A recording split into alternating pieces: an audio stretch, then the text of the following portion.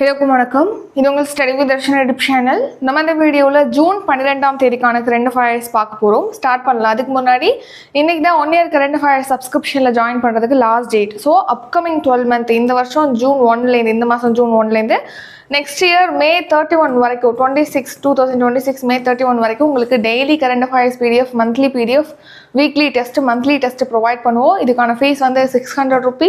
So டிஸ்கிரிப்ஷனில் இதுக்கான பே பண்ணுற டீட்டெயில் ஜிபே, ஃபோன்பே, பேடிஎம், யூபே நம்பர் கொடுத்துருக்கோம். பே பண்ணிட்டு வாட்ஸ்அப் நம்பருக்கு ஸ்க்ரீன்ஷாட் எடுத்து அனுப்பினீங்கன்னா உங்களை பேட்சில் ஆட் பண்ணிடுவோம். நெக்ஸ்ட் ஷெடியூல் கொடுத்துருவோம். ஷெடியூல் வைஸாக உங்களுக்கு அந்த பேட்ச் வந்து உங்களுக்கு ஸ்டார்ட் ஆகி மந்த்லி கரண்ட் அஃபேர்ஸ் டெய்லி பிடிஎஃப்லாம் ஷேர் பண்ணுவோம். சரி, இப்போ இன்றைக்கான கரண்ட் அஃபேர்ஸ் பார்க்கறதுக்கு முன்னாடி எஸ்டர்டே கரண்ட் அஃபேர்ஸ் ரிவிஷன் பார்த்துட்டு ஸ்டார்ட் பண்ணலாம். ஃபர்ஸ்ட் கொஸ்டின், காண்டிவா என்ற புதிய தலைமை ரக ஏவுகணையை எந்த நாடு உருவாக்கி உள்ளது? Answer India. வளரும் துறைகளில் பெண்கள் பங்களிப்பை அதிகரிக்க டேஷ்கோடியில் புதிய திட்டம் தமிழகத்தில் செயல்படுத்தப்பட உள்ளது. ஆன்சர் ஆப்ஷன் ஏ 1185 கோடி. ஐசிசி ஹால் ஆஃப் ஃபேமில் சேர்க்கப்பட்ட இந்திய வீரர் யார்? Answer option B MS Dhoni. கல்வி உரிமை சட்டம் எந்த ஆண்டு இயற்றப்பட்டது? ஆன்சர் 2009ஆம் ஆண்டு. தமிழ் மொழிக்காக பிரத்யேகமாக செயற்கை நுண்ணறிவு பணிகளை உருவாக்க எந்த திட்டம் தொடங்கப்பட்டுள்ளது? ஆன்சர் தமிழ் AI திட்டம். பாடநூல் கழக நூல்களை இணைய வழியில் பெறும் வசதியை தொடங்கி வைத்தவர் யார்? Answer option A Stalin, MK Stalin. மாநில கல்விக் கொள்கையை வடிவமைக்க யாருடைய தலைமையில் குழு அமைக்கப்பட்டுள்ளது? Answer option D Murugesan. 2024-25 நிதியாண்டில் நாட்டின் பாதுகாப்பு உற்பத்தி மதிப்பு? ஆன்சர் 23,622 கோடி. ISSF உலகக்கோப்பை துப்பாக்கி சுடுதல் போட்டியில் இளவேனில் வாளறிவன் டேஷ் பதக்கம் வென்றுள்ளார்? ஆன்சர் ஆப்ஷன் சி வெண்கல பதக்கம். இந்தியாவின் கருவுறுதல் விகிதம் சராசரியாக டேஷ்? ஆன்சர் 1.9. இப்போ இன்றைக்கான கரண்ட் அஃபேர்ஸ் பார்க்கலாம். கவனிங்க. ஃபர்ஸ்ட் கொஸ்டின், தற்போது இந்தியாவின் மக்கள் தொகை எத்தனை கோடியை எட்டியுள்ளது? ஆன்சர் 146 கோடி. ஆப்ஷன் சி 146 கோடி. இப்போ பார்த்தீங்கன்னா இந்தியாவுடைய மொத்த மக்கள் தொகை அப்படிங்கிறது 146 கோடியை எட்டி இருக்கு அப்படின்னு சொல்லிட்டு இப்போ ஐநா வந்து தெரிவிச்சிருக்கு. ஸோ ஐக்கிய நாடுகள் சபையுடைய அறிக்கையில் பார்த்தீங்கன்னா இந்தியாவுடைய மக்கள் தொகையானது இப்போ 146 கோடியை எட்டிருக்குன்னு சொல்லியிருக்காங்க. ஏற்கனவே நம்ம இந்தியா பார்த்தீங்கன்னா சீனாவை பின்னுக்கு தள்ளி உலகின் மிகப்பெரிய மக்கள் தொகை கொண்ட நாடாக உருவெடுத்திருக்குன்னு சொல்லி நம்ம ஏற்கனவே பார்த்துருப்போம். ஸோ இப்போ பார்த்தீங்கன்னா நம்ம இந்தியாவுடைய மக்கள் தொகையானது 146 கோடியாக அதிகரிச்சிருக்குன்னு சொல்லிட்டு ஐநா தெரிவிச்சிருக்காங்க. அது மட்டும் இல்லாமல் இந்தியாவில் இருக்கக்கூடிய மக்கள் தொகையில 68% மக்கள் பார்த்தீங்கன்னா 15லேருந்து 64 வயதுக்குட்பட்டவங்க அப்படின்னு சொல்லி தெரிவிச்சிருக்காங்க. நெக்ஸ்ட் நம்ம பிறப்பு விகிதம், ஸோ கருத்தரிக்கிறாங்களே 1960 பார்த்தீங்கன்னா நம்ம நாட்டில் ஒரு பெண்ணுக்கு வந்து சராசரியா 6 குழந்தைகள் வரைக்கும் இருந்திருக்கு. ஆனா இப்போ பார்த்தீங்கன்னா 2 குழந்தைகள் தான் இருப்பதாக தெரிவிச்சிருக்காங்க. அடுத்த இரண்டாவது கேள்வி, மாலத்தீவுக்கான உலகளாவிய சுற்றுலா தூதராக நியமிக்கப்பட்ட நடிகை யார்? Answer option D Katrina Kaif. So பார்த்தீங்கன்னா பாலிவுட் நடிகை கத்ரீனா கைஃப் தான் இப்போ மாலத்தீவு நாட்டின் உலகளாவிய சுற்றுலா தூதராக நியமிக்கப்பட்டிருக்காங்க. அதாவது மாலத்தீவில் சுற்றுலாவை இன்னும் அதிகப்படுத்தணும் அப்படிங்கிற வகையில், அதுக்கான சுற்றுலா பயணிகளை ஈர்க்கும் வகையில் இப்போ விளம்பர தூதராக பார்த்தீங்கன்னா கத்ரீனா கைஃபா, சுற்றுலா தூதராக கத்ரீனா கைஃபா வந்து அப்பாயிண்ட் பண்ணியிருக்காங்க மாலத்தீவு. நெக்ஸ்ட் ரீசன்ட் நியூஸ், சமீபத்தில் ஆடி இந்தியாவுடைய பிராண்ட் தூதராக, விளம்பர தூதராக ஈட்டி எறிதல் வீரர் நீரஜ் சோப்ரா அப்பாயிண்ட் பண்ணியிருக்காங்க. தாய்லாந்துக்கான சுற்றுலா விளம்பர தூதராக பாலிவுட் நடிகர் சோனு சூட் வந்து அப்பாயிண்ட் பண்ணியிருக்காங்க. MRF டயர்ஸுடைய விளம்பர தூதராக சுப்மான் கில், அதாவது கிரிக்கெட் வீரர் சுப்மான் கில் வந்து அப்பாயிண்ட் பண்ணியிருக்காங்க. ஜார்க்கண்ட் தேர்தலுக்கான விளம்பர தூதராக MS தோனியை வந்து அப்பாயிண்ட் பண்ணியிருக்காங்க. மத்திய கப்பல் போக்குவரத்து அமைச்சகத்துடைய விளம்பர தூதராக துப்பாக்கி சுடுதல் வீராங்கனை மானு பாக்கர் வந்து நியமிக்கப்பட்டிருக்காங்க. இந்திய சைபர் கிரைம் மையத்துடைய விளம்பர தூதராக ராஷ்மிகா வந்து நியமிக்கப்பட்டிருக்காங்க, ராஷ்மிகா மந்தனா. மூன்றாவது கேள்வி, அமெரிக்காவில் இறக்குமதி செய்யப்படும் சீன பொருட்களுக்கு %% வரி விதிக்கப்படும் என்று அறிவிக்கப்பட்டுள்ளது. Answer option A 55%. ஸோ அமெரிக்காவில் பார்த்தீங்கன்னா அமெரிக்காவுக்கும் சீனாவுக்கும் பார்த்தீங்கன்னா கிட்டத்தட்ட ஒரு வர்த்தக போரே வந்து ரீசெண்டாக நடந்திருக்கும், நம்ம பார்த்துருப்போம். அதாவது என்னன்னா, அமெரிக்கா பொருட்கள் வந்து வெளிநாடுகள் இறக்குமதி செய்யும் போது அந்த நாடுகள் பார்த்தீங்கன்னா அதிகமான இறக்குமதி வரியை வந்து விதிக்குது அப்படின்னு சொல்லிட்டு இனிமேல் வந்து அந்த நாடுகள் இறக்குமதி செய்யும் போது அந்த நாடுகள் எவ்வளோ வரி விதிக்கிறாங்களோ அதுக்கு ஈக்குவலாக பரஸ்பர வரியை வந்து அமெரிக்காவும் விதிக்கும்னு சொல்லிட்டு ஒரு 27 நாடுகளுக்கான பரஸ்பர வரி விதிப்பு பட்டியலில் ரீசனாக தான் டொனால்ட் ட்ரம்ப் வந்து ரிலீஸ் பண்ணியிருப்பாங்க, நம்ம பார்த்துருப்போம். அதில் 26% இந்தியாவுக்கு வரி விதிக்கப்பட்டிருக்கும். அதை கூட ஒரு 90 நாட்களுக்கு அந்த வரி விதிப்பை நிறுத்தி வைப்பதாகவும் சொல்லியிருப்பாங்க. ஸோ இதுக்கிடையில் பார்த்தீங்கன்னா சீனாவுக்கும் அமெரிக்காவுக்கும் கடும் மோதல். ஏன்னா வந்து அமெரிக்கா வந்து சீனாவுடைய பொருட்களுக்கு அதிகமான வரி விதிச்சிருக்காங்க. ஸோ அதை எடுத்து சீனாவும் அவங்களுடைய பொருட்களுக்கு அதிகமான வரி, இந்த மாதிரி சொல்லி பார்த்தீங்கன்னா ஒரு எல்லையை எட்டி ரொம்ப பெரிய அளவுக்கு போயிடுச்சு, ஒரு வர்த்தக போர் ஏற்படுற அளவுக்கு. ஸோ இந்த நிலையில பார்த்தீங்கன்னா சீனாவுக்கும் அமெரிக்காவுக்கும் இடையே வந்து பேச்சுவார்த்தை நடந்திருக்கு. அந்த பேச்சுவார்த்தை இப்போ எட்டப்பட்டு ஒரு 55% வரி விதிக்கப்படும் சீனாவுடைய பொருட்களுக்கு அப்படின்னு சொல்லி அமெரிக்கா தெரிவிச்சிருக்காங்க. அமெரிக்காவுடைய பொருட்களுக்கு சீனால 10% வரியானது விதிக்கப்படும் அப்படின்னு சொல்லிட்டு இந்த பேச்சுவார்த்தையில வந்து உடன்பாடு எட்டப்பட்டிருக்கு. ஸோ அமெரிக்க அதிபர் டொனால்ட் ட்ரம்ப் அவர்கள் இப்போ என்ன தெரிவிச்சிருக்காங்க அப்படின்னா, அமெரிக்கா பார்த்தீங்கன்னா பூமியிலேருந்து அகழ்ந்து எடுக்கிறாங்களே இந்த அதாவது கனிமங்கள் அப்புறம் காந்தங்கள்லாம் எடுக்கிறாங்களே, அதை வந்து சீனாலேருந்து இறக்குமதி செய்யறதுக்கு முடிவு பண்ணியிருக்காங்க. ஏன்னா உலக அளவில் பூமியிலேருந்து அகழ்ந்து எடுக்கக்கூடிய அரிய கனிமங்கள்ல 61% பார்த்தீங்கன்னா சீனாலேருந்து தான் அகழ்ந்து எடுக்கப்படுகிறது. அது மட்டும் இல்லாமல் கனிமங்களுடைய உற்பத்தி, உலகளாவிய உற்பத்தியில் 92% வந்து சீனாவுடைய கட்டுப்பாட்டின் கீழ் தான் இருக்கு.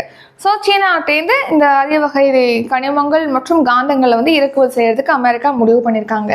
அடுத்து அமெரிக்காவில் இறக்குமதி செய்யப்படக்கூடிய சீன பொருட்களுக்கு பார்த்தீங்கன்னா 55% வரி விதிக்கப்படும் சொல்லியிருக்காங்க. சீனாலேருந்து அமெரிக்காவில் இறக்குமதி செய்யப்படக்கூடிய பொருட்களுக்கு பார்த்தீங்கன்னா சீனாலேருந்து அமெரிக்கா இறக்குமதி செய்யறாங்களே சீனாக்கு, அந்த பொருட்களுக்கு 10% வந்து சீனால வரி விதிக்கப்படும் அப்படின்னு சொல்லி தெரிவிச்சிருக்காங்க. அடுத்த 4வது கேள்வி, பழங்குடியினர் நல வாரியத்தின் தலைவராக நியமிக்கப்பட்டவர் யார்? ஆன்சர் ஆப்ஷன் பி கா கனிமொழி.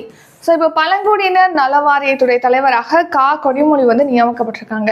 ஸோ நார்மலாக பார்த்தீங்கன்னா இந்த தூய்மை பணியாளர்கள் நல வாரியம் அப்புறம் பழங்குடியினர் நல வாரியத்துடைய தலைவராக யாரை வந்து எப்போதுமே இருப்பாங்க அப்படின்னா, ஆதி திராவிடர் நலத்துறையுடைய அமைச்சராக யார் இருக்காங்களோ அவங்க தான் வந்து இந்த தூய்மை பணியாளர்கள் நல வாரியம் அப்புறம் பழங்குடியினர் நல வாரியத்துடைய தலைவராக இருப்பாங்க.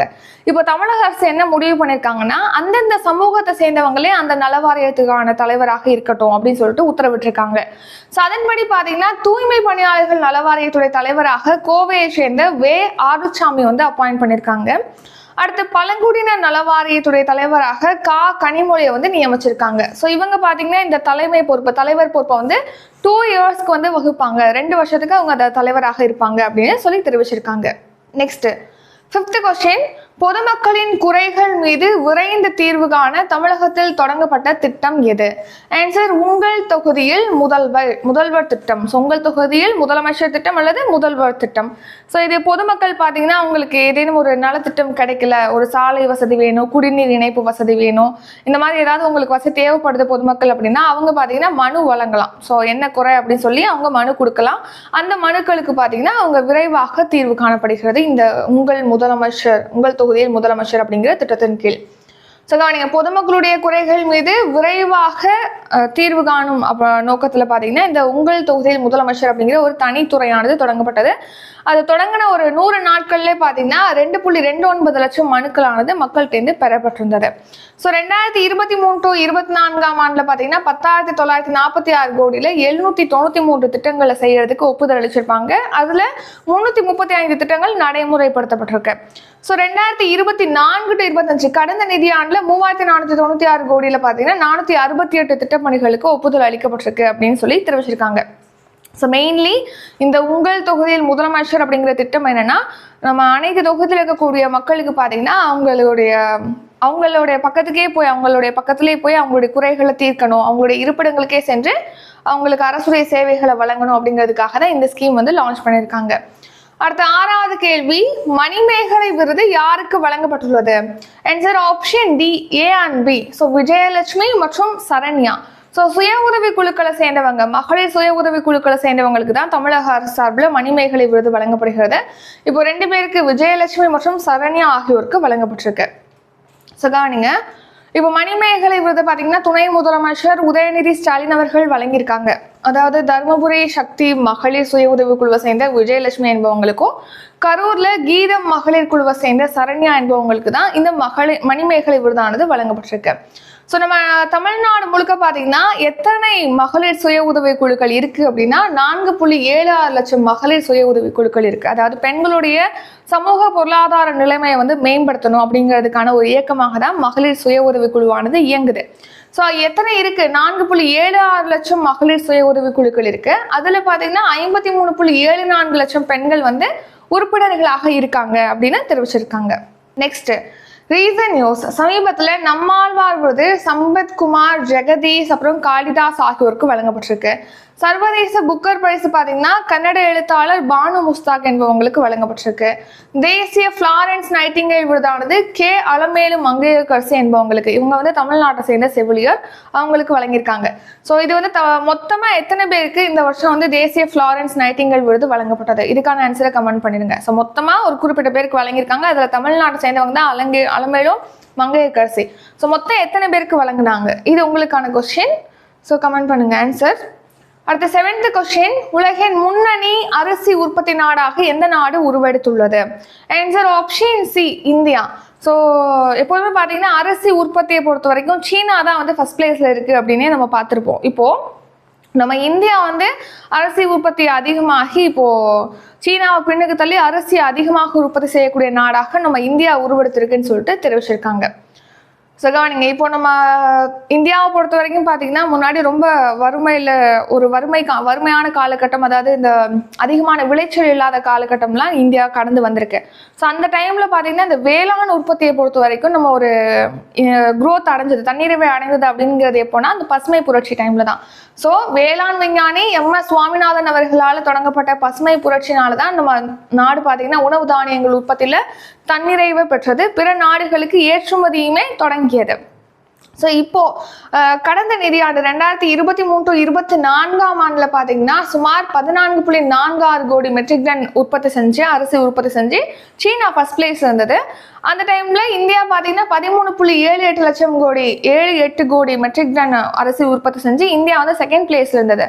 ஆனால் கடந்த நிதியாண்டுல 2024-25 வேளாண் பருவம், சரிங்களா, வேளாண் பருவத்தில் இந்தியா வந்து சுமார் 14.90 கோடி மெட்ரிக் டன் அரிசியை உற்பத்தி செஞ்சு சீனாவை பின்னுக்கு தள்ளி அரிசி உற்பத்தியில ஃபர்ஸ்ட் பிளேஸ்ல இருக்கு.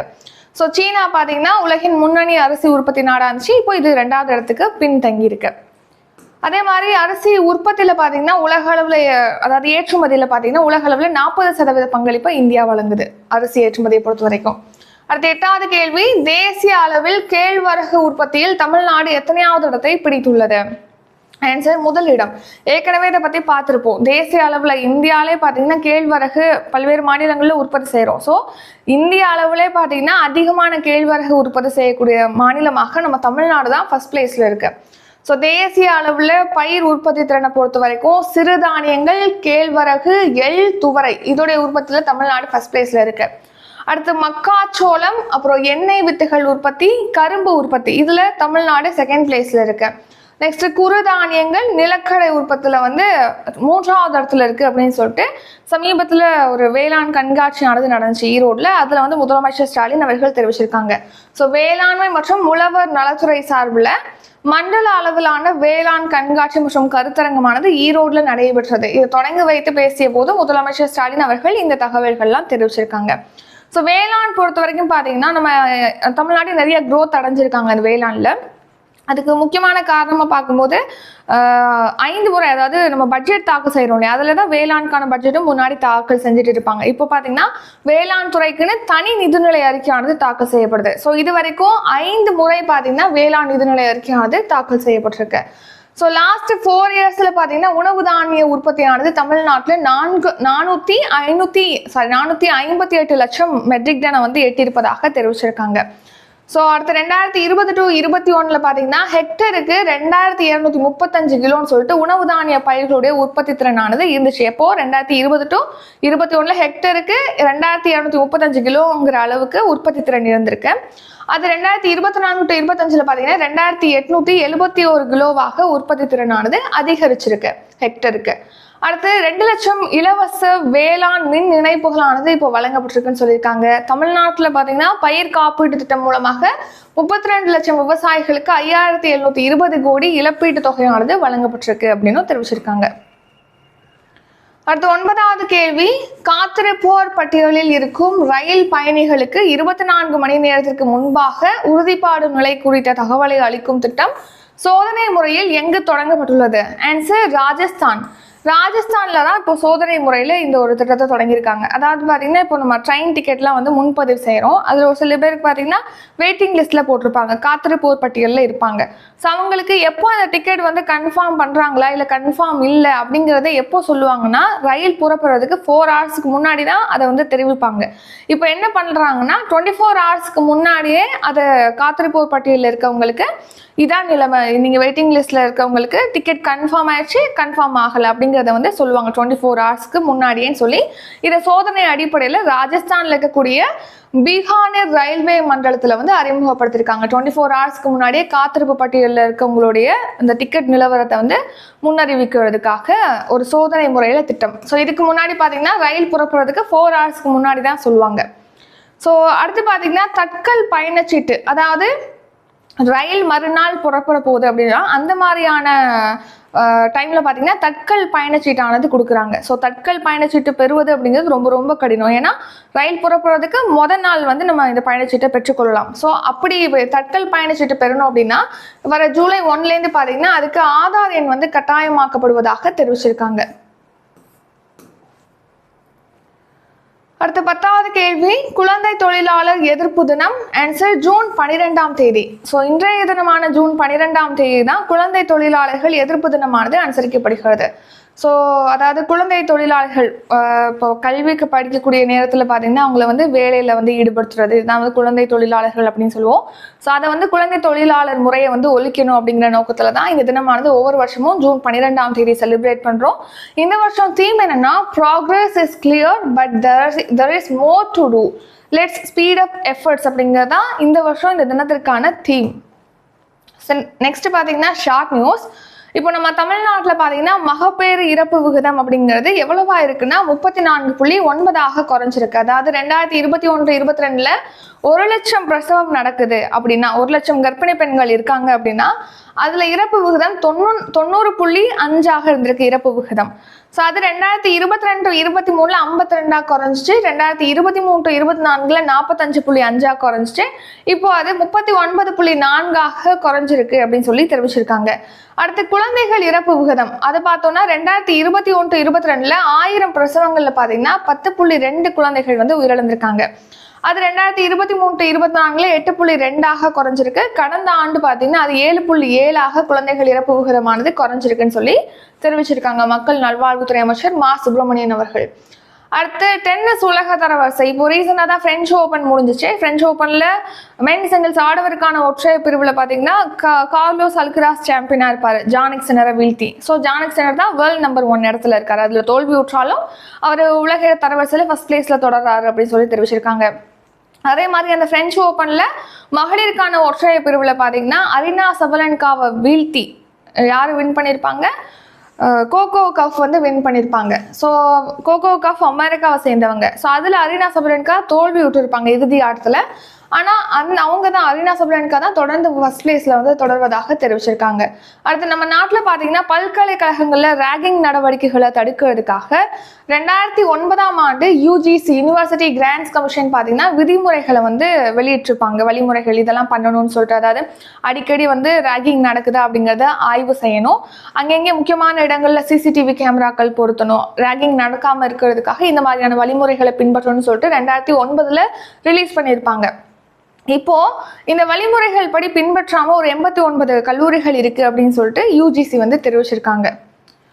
அடுத்து அமெரிக்க அதிபர் டொனால்ட் ட்ரம்ப் பார்த்தீங்கன்னா கடுமையான குடியேற்ற கொள்கையை வந்து ரீசெண்டாக ரிலீஸ் பண்ணியிருப்பாரு, அறிவிச்சிருப்பாரு. அதை எடுத்து பார்த்தீங்கன்னா இப்போ அந்த நாட்டுடைய லாஸ் ஏஞ்சல்ஸில் தீவிரமாக போராட்டமானது நடைபெற்று வருது.